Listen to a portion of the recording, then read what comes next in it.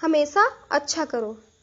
एक औरत अपने परिवार के सदस्यों के लिए रोजाना भोजन पकाती थी और एक रोटी वह वहां से गुजरने वाले किसी भी भूखे के लिए पकाती थी। वह उस रोटी को खिड़की के सहारे रख दिया करती थी, जिसे कोई भी ले सकता था। एक कुबड़ा व्यक्ति रोज उस रोटी को ले जाता और बजाय धन्यवाद देने के अपने रास्ते पर चलता हुआ वह कुछ इस तरह बड़बड़ाता, जो तुम बुरा करोगे वह तुम्हारे साथ रहेगा और जो तुम अच्छा करोगे वह तुम तक लौट के आएगा।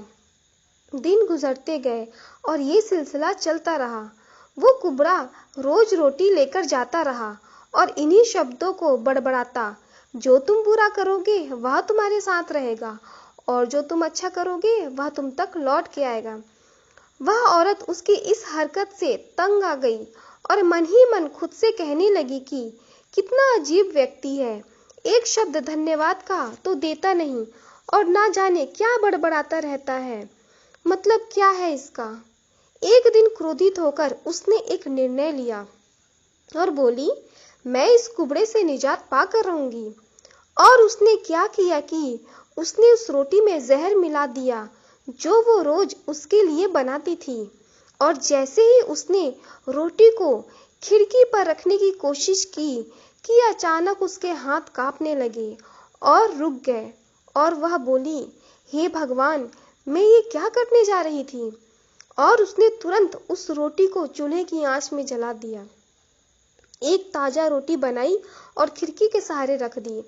हर रोज की तरह वह कुबड़ा आया और रोटी लेके, जो तुम बुरा करोगे वह तुम्हारे साथ रहेगा और जो तुम अच्छा करोगे वह तुम तक लौट के आएगा, बड़बड़ाता हुआ चला गया, इस बात से बिल्कुल बेखबर कि उस महिला के दिमाग में क्या चल रहा है।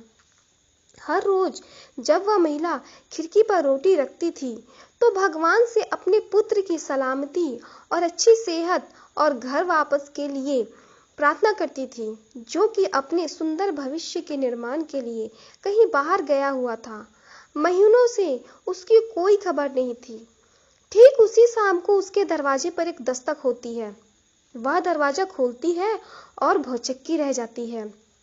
अपने बेटे को अपने सामने खड़ा देखती है। वह पतला और दुबला हो गया था, उसके कपड़े फटे हुए थे और वह भूखा भी था। भूख से वह कमजोर हो गया था। जैसे ही उसने अपनी माँ को देखा, उसने कहा, माँ, यह एक चमत्कार है कि मैं यहाँ हूँ। आज जब मैं घर से 1 मील दूर था, मैं इतना भूखा था कि मैं गिर गया, मैं मर गया होता। लेकिन तभी एक कुबड़ा वहां से गुजर रहा था। उसकी नजर मुझ पर पड़ी और उसने मुझे अपनी गोद में उठा लिया। भूख के मारे मेरे प्राण निकल रहे थे। मैंने उससे खाने को कुछ मांगा।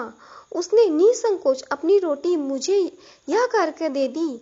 मैं हर रोज यही रोटी खाता हूँ, लेकिन आज मुझसे ज्यादा जरूरत इसकी तुम्हें है।